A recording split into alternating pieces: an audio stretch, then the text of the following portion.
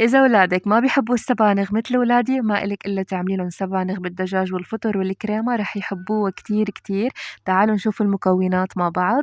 أول شي هون عندي بصلة مفرومة ناعمة وحاطّة بقلبُن سنّين توم كمان مفرومين، وعندي 300 جرام فطر فريش و400 جرام صدور الدجاج مقطّعتُن شرايح، وكريمة طبخ وملح وفلفل ومكعب ماجي، وأكيد المكون الأساسي اللي هو السبانخ عندي نص كيلو غاسلتُن ومنشّفتُن بطنجرة على النار. أول شي رح شوية زيت وقطعة زبدة ونزّلت عليهم البصل والثوم وراح أقلّبهم لحد ما تطلع ريحتهم، وبعدها نزّلت صدورة الدجاج فيكن تقطعوهم بالشكل اللي بدكن ياه، وضفت عليهم التوابل بعد ما تغيّر لونٌ، وبعدها نزّلت السبانخ وقلّبتها لدبلت، وبعدها نزّلت الفطر وراح أقلّبهم شوي على نار هادية اتركن لحد ما يستووا. بس استووا ضفت عليهم آخر شي الكريمة.